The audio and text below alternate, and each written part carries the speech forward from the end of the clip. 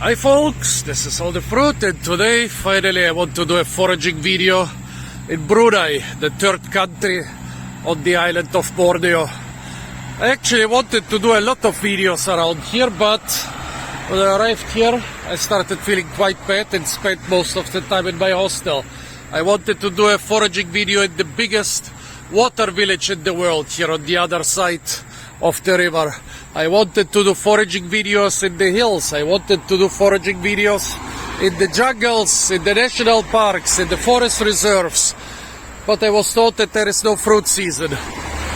Also, this time, for the first time in Brunei, I was able to travel quite a significant distance, 70-80 kilometers through the little backcountry roads, and so that they have really beautiful villages. Well, not even villages, single houses everywhere with really beautiful gardens, ancient durian and mango trees. But I was too tired. Now I'm trying to hitchhike my way out of Brunei. Seems that all buses to Malaysia have been disconnected, and so hitchhiking it is. Let's see what we have here. I'm still at the edge of the capital. Well, it should be the kapayang tree. Edible leaves, edible fruit, edible seeds, if it's the kapayang tree. Did I mention that all parts are toxic and need to be processed? In some cases for several weeks before they can be eaten. Well, actually the fruits can be eaten without processing. But great jungle tree. Unfortunately, I haven't seen it fruiting very often, but even when it's not fruiting, you eat the leaves or you collect the old seeds on the ground. However, is this the kapayang tree? It resembles it a lot, but please tell me if I identified it correctly or not. Here the Singapore rhododendron, wonderful ornamental, anti-inflammatory, very good if you have gum problems or so. It's in the Melastomataceae. You identify them by the 5 to 7 main veins. Here is this other member of the Melastomataceae. Oh, did I mention that the Singapore rhododendron has edible fruits?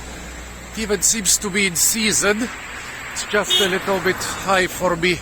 Yeah, I even see a couple ripe fruits here. Let me show you. When the fruit ripens, the lid of the capsule opens. Well, down here another Melastomataceae. The one with the small blue hairy berries, which are not too sweet, not as good as the Singapore rhododendron, but just as edible. But I guess it's also just as anti-inflammatory. Maybe this is not the best place for hitchhiking. The cars are pretty fast here. Maybe they're afraid to stop. So let's walk a little bit. Let's see if we can find something to eat. Until now I just foraged a little twig from the Singapore rhododendron for my teeth. Not that I have trouble, but it also acts as a, what is it, a preliminary, deterrent, well, prevention. Yeah. Hitchhiking in Brunei is supposed to be quite easy, but I guess this road is just a little bit too fast.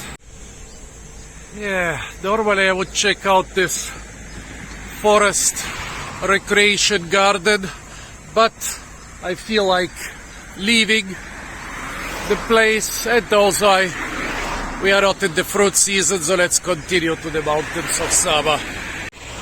Coconut tree, but no coconuts. Here a couple big monkey pot trees. However, nothing is lying on the ground, so I guess they are not in season. This trip, at least the first 3 months of this trip to Borneo, have been very poor in fruits, folks. Nothing compared to the last 3 trips, which were extremely fruitful. Okay. You just explore for the walk. I just explore for the walk and a little bit with each car and a little bit walking.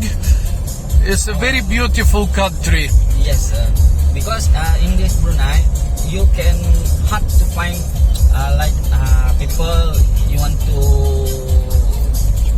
going to somewhere. Yes, is it hard? Because okay. some people. Well, in this car we passed some nice villages with some nice fruit trees, but we were talking all the time, so I thought it would be impolite to film too much. This is the bridge that connects both parts of Brunei. Well, at some time the Raja of Sarawak took away more and more parts of Brunei and finally split it in two parts, but now, over 100 years later, they've built this bridge to connect both parts. So somewhere in the middle of this bridge you can look to the right and see a part of the land which is not Brunei anymore. And this bridge, I don't even think it makes a lot of sense from the financial point of view, but for the Brunei people it's a very important thing for their self-esteem. They don't need to go through Sarawak anymore to enter the other part of the country. And for me, of course, it's very interesting because bridges, they are free treetop walks or treetop drives in this case. Also, if you're wondering why there is so much good quality jungle in Brunei, even here near the sea, near the capital, well, Brunei for the last almost 100 years had so much oil that they didn't have a big incentive to chop down their rainforest. So actually Brunei, despite being so small, is also a very important place for fruit hunting because you can find good jungle much easier than in Sabah or Sarawak, because here, they chopped down some of their forest, but they left a lot because the oil was providing them enough. But if we were in the fruit season, I would be all over those forests exploring. But now, I think my last chance to find good fruits, to find good fruit season in Borneo are the mountains of Sabah. Let's see what fruits they have here. A stinky noni, which is fruiting. A water or wax apple, which is starting to flower. Some mangoes. What is the last tree in this row? Another water apple. Some unidentifiable bananas. A coconut tree. A breadfruit tree in the background. And here, some more bananas. Yes, I'm going to Sabah. Now, folks, I'm sitting in a little mini bus going over the big bridge. Well, from here maybe we can appreciate some of the nice jungles they have everywhere here in Brunei. We will not be close enough to the trees to see some fruits. But here, as you can see, the jungle stretches all the way to the village. Cannot even see, those seem to be, are those coconut trees here? Yes, they have a nice coconut grove. And here mangrove in the lowlands. It looks different from the jungle on the hills. Really beautiful. Huge bridge. Huge bridge going all the way around the slice of Sarawak, which is between the two parts of the country of Brunei. They have really beautiful nature here in Brunei. What a pity. Really nice jungles and mangroves everywhere. But I'm headed for the high mountains in Sabah. Mount Kinabalu and all the other big mountains, because, as I said, they are my last chance to catch the fruit season. I couldn't catch all the rare mangoes and durians here in Brunei because none of them is ripe. We are passing beautiful islands with nipa palms. Again, lots of beautiful mangrove. Mangrove is also a type of tropical rainforest. Everywhere in the background, the hills of Sabah and Sarawak. Those hills are basically the northern part of the heart of Borneo. I entered into the heart of Borneo from the west, from West Kalimantan, then from the northwest, from Ulubaram, and now maybe I'll enter a little bit into it from the north, from Sabah. Nature here is really beautiful. This bridge is really nice for observing the area. From an environmental point of view, of course, the bridge makes no sense. But, yeah, as I said, it's very important for the country of Brunei, for the people of Brunei, not to have to stamp their stamps in Sarawak, stamp their passports in Sarawak just to get to a different part of their country. And so for connecting the two parts of Brunei, this bridge is really essential, and for me it provides a nice view on the mangroves. Fortunately, they're too far away to see whether there are some fruits there. Just saw some proboscis monkeys 5 meters away from the road. My friends here in the bus said the bridge is 20, how much was it? 35 kilometers. 35 kilometers long. It's amazing. And left and right of it, there is still quite pristine. I think this is not mangrove anymore. This should be peat swamp forest, like less salty than the mangrove. Although, yeah, I would say this is rather peat swamp forest. I'm still very tired. I'm not even able to think, and I was not fast enough to show you the proboscis monkeys, of course. What happened to all those forests? Why do they have no leaves? Either some of the trees are deciduous, or the water regime of the forest has changed recently, but a lot of ancient trees have no leaves or very few leaves. Yeah, if I could stop and talk to the local people, they would tell me either something has changed, climate change or water regime change, or maybe they would say, no, this happens every year, those trees just lose their leaves and then they regrow.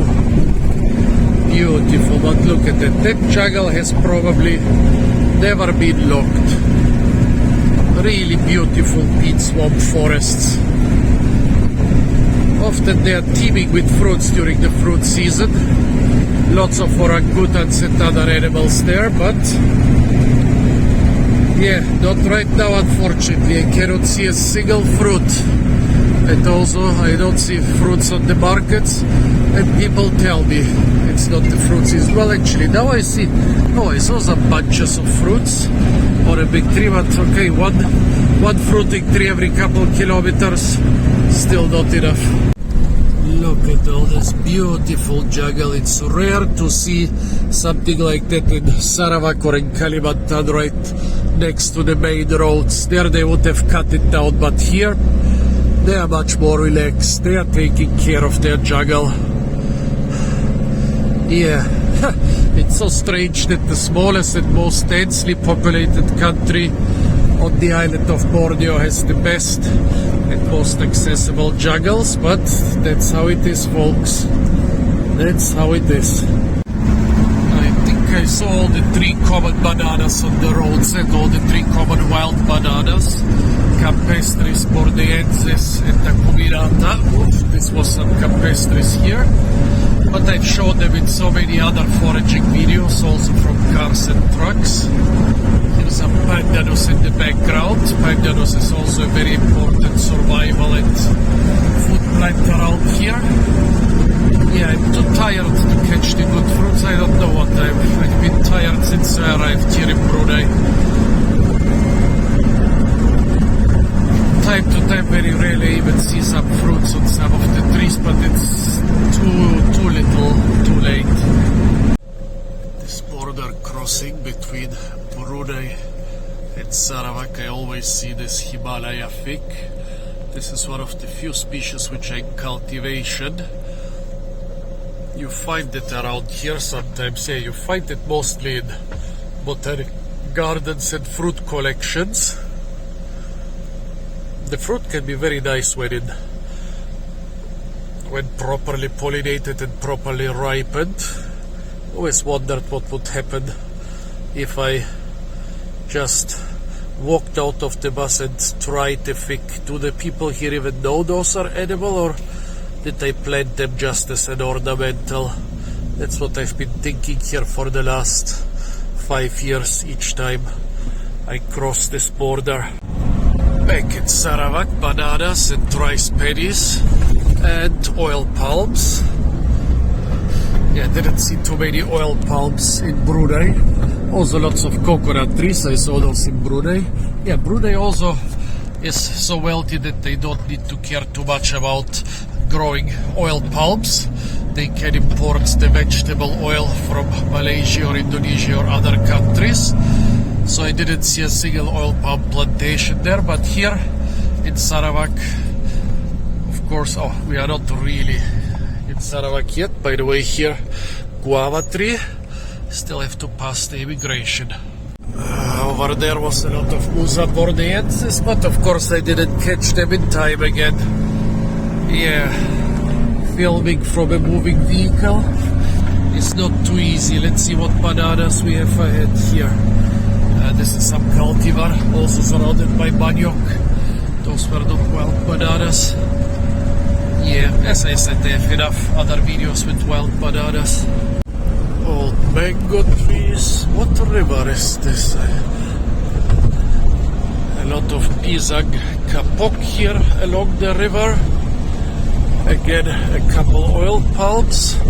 Those are not the big commercial plantations. Those are small private plantations. Not only big money profits from palm oil, also for little farmers. This is the most important cash crop. Tarap trees, but not a single fruit. The little roadside stalls are kind of empty. That's also a bad sign. In the fruit season there would be a lot more fruits here. I saw just one occupied roadside stall and they had a couple bananas and nothing else. Yeah, this is here by the way, this should be Musa acuminata microcarpa. However, the leaves are a little bit erect for that. The small stuff should be Musa campestris, but I'm not sure. I've already traveled quite far. Don't exactly remember most of the wild banana species in this area. They might be different. Yeah, very nice agricultural areas around here, but not the fruit season. It's so strange in the tropics where you have warm climate 12 months in the year, there is still a very pronounced fruit season. Why are there no more fruits which ripen outside the fruit season? This should be a main effort of the agricultural research in those areas to get more fruits outside the fruits. I saw durian trees in the background, but no fruits. What a pity. Here in the lowlands, I don't think I'll get lucky. Otherwise, I would have seen some fruits on the market of Brunei. I think I get to go. I'm so tired. I think I had to go higher into the hills. I could have continued on this minibus all the way to Sabah, but I decided to stop at Laos and check out the market.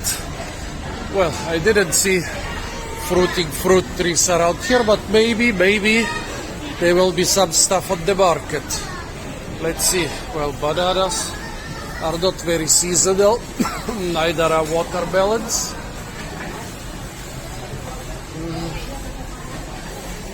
Those mangoes look imported, and for some funny reason avocados here are horribly expensive. 18 ringgit, that's like what, almost 5 euro or $5 per kilogram.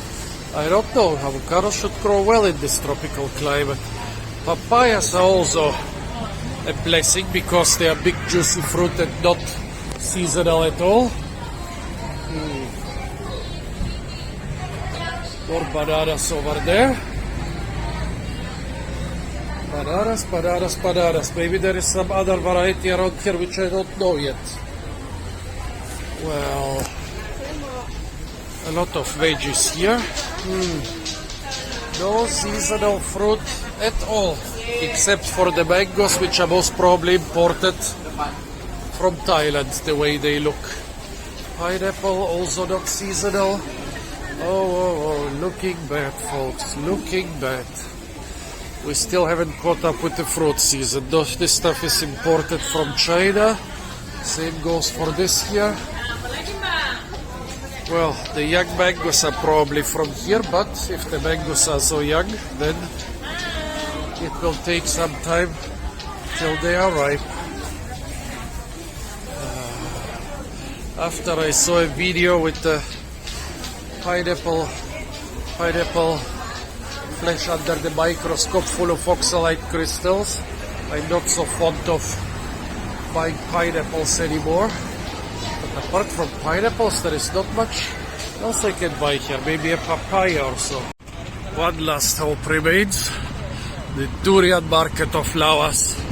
It is right opposite the normal market at the bus station.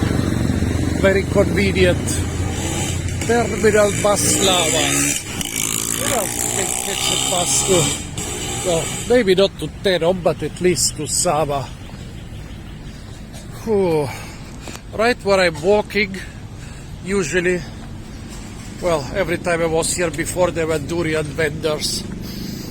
No smell, no durian trash around. Nope.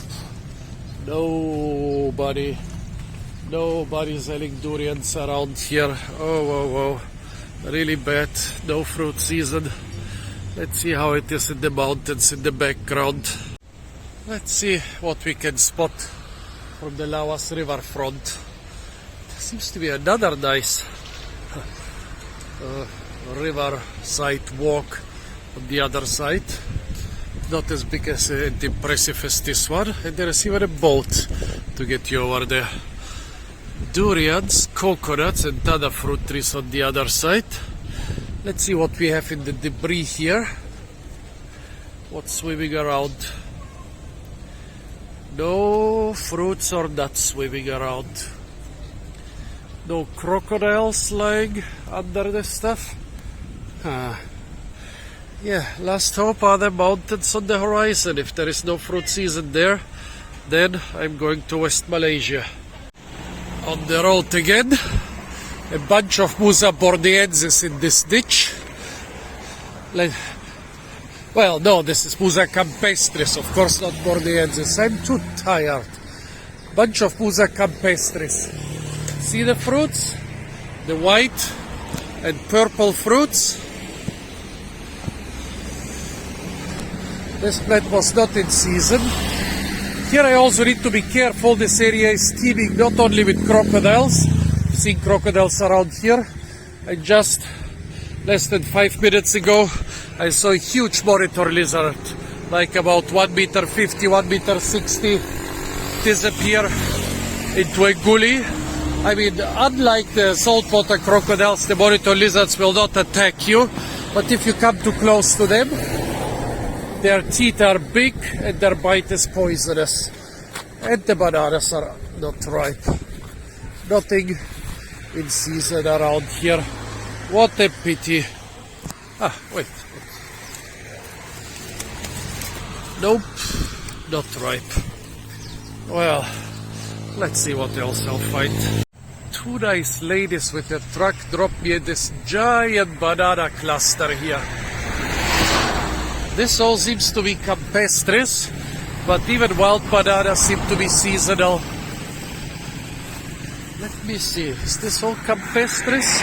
Yeah, big flowers, white and purple bananas, nothing ripe.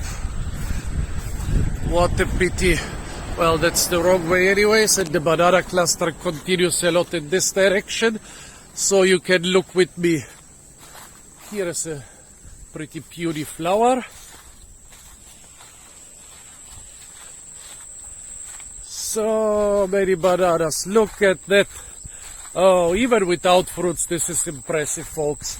This might be the biggest banana field, the biggest wild banana field I've ever seen.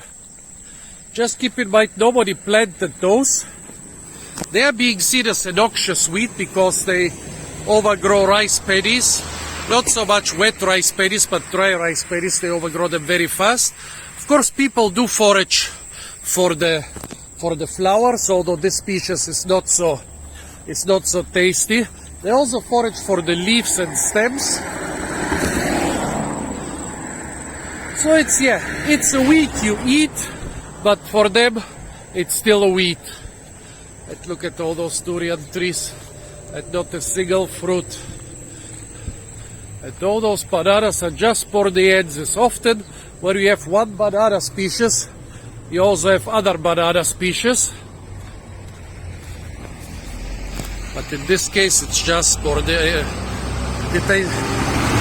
oh folks, I'm so tired. It's all campestris, sorry. It's all musa campestris, not borneensis.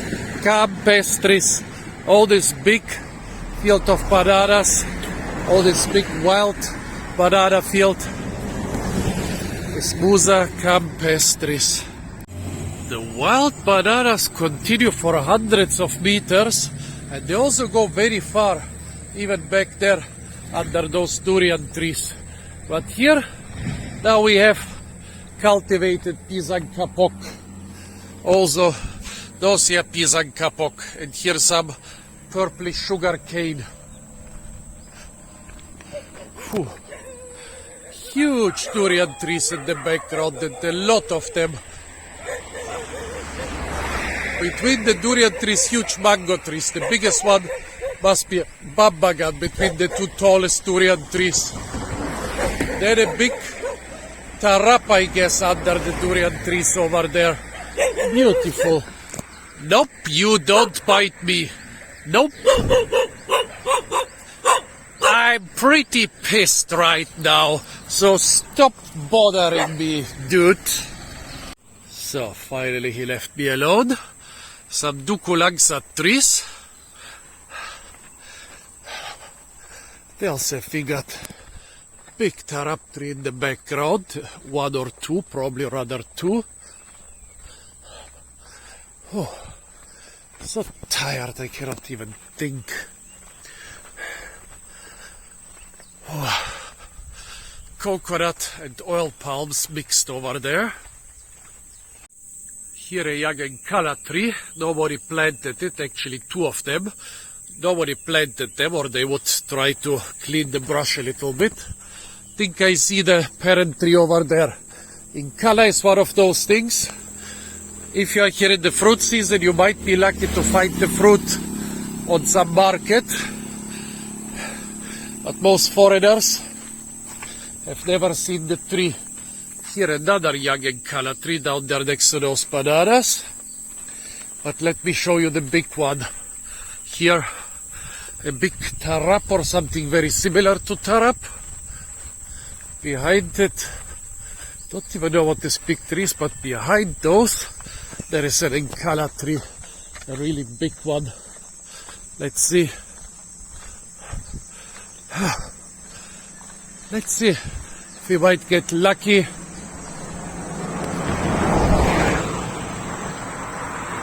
Nope, not a single fruit on the Ankala tree. Oh, but monkeys. Did you see the monkeys? What was this, dusky leaf monkey or whatever? Had a very long tail. And again, durian trees everywhere. And some more fruit trees. And oil palms and coconuts. Quite befitting, right next to the Borneo avocado, there is another popular oil fruit, the Borneo olive. This one you don't use it to get oil, but it's a very oily fruit that tastes similar to black olives. Yeah, and of course the coconut tree is the traditional way of getting cooking oil around here. And the oil palm here is the modern way of getting cooking oil. Here palm nuts have been transported and made oily spots on the ground. Wait a moment. Those bananas here cannot be campestris. Campestris usually is that high when when there's not too much competition. Look at those here.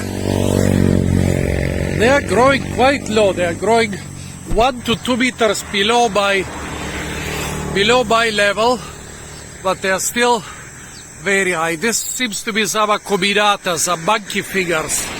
Yeah, dark, very thin stem, leaves pointing upwards, but I cannot see any fruits. But look at that, the size of those versus the size of the campestris. So let's say Sambusa Cuminata variety. So many old Encala and Tarap and Durian trees. The Encala and Tarap trees, they cannot be harvested at that age anymore. Nobody would climb up there. The durian trees, right here I don't see a durian tree. The durian trees here, the durian will drop. Same with the bambagan trees. But Encala and Tarap, good that they didn't cut them down, because at this size, there is no proper way to harvest them anymore. Now it's getting interesting. Those tall bananas have those long, kind of striped Bale flowers. Let's see what do you see how they stick out from the, well, wait, first the flower. They look a lot like monkey fingers bananas. Yeah, maybe some other combinata variety, maybe not, because the flower looks different. But do you see how they stick out? They are twice as tall as the campestres around them. I know that I've never tried the banana with this flower. Yeah, actually they don't look like monkey fingers, they are just very young. That's why they look so small. Very interesting, folks. Pity they are not ripe. If they were ripe, I would totally go into the shrubbery and take them out. Here the same tall stuff. And in fluorescence, where almost everything rotted away, except for the unpollinated fruits. Those are really tall and thin banana pseudo-stems. Here we have some bigger fruits. You can see even the color is very different from campestres. Those are not white and purple, those are green while unripe. Now we just need to find the ripe. There is something slightly more ripe-ish here. We are getting closer. Look at those. They're already nice and inflated. Over there is another big bunch in the shade.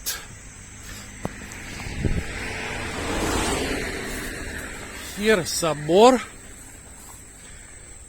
Yeah, the fruits look like wild cuminata, but no ripe fruits, folks. No ripe fruits yet. What about those here?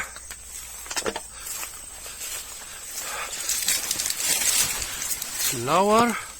There's not much left of it, but at least I can look at it from close up. Yes, some animal has peeled the fruits. Yes, at least the lower ones are ripe enough for some animal to peel them. Well, they're ripe enough for some animal. They're also ripe enough for this animal. New banana species or subspecies for me. Orange inside. Not totally unexpected. A lot of bananas are orange inside.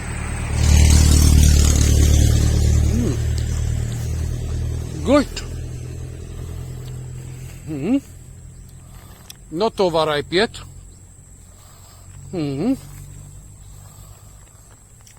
Mostly sour, but sweet enough.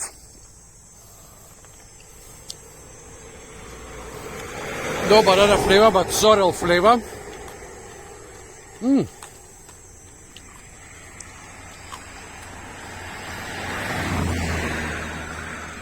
The seeds are actually soft enough for me to chew them. Good stuff, folks. I hope banana seeds are not toxic. Cross the last border into Sabah. Now I'm a little bit divided. Shall I try to get to Tenom? Because I was told that in the nearby town of Sipitang there is a lot of durian. Well, I don't know what they mean by a lot of durian, but if there is a lot of durian, then we should be in the durian season and even in the general fruit season. Decisions, decisions, decisions.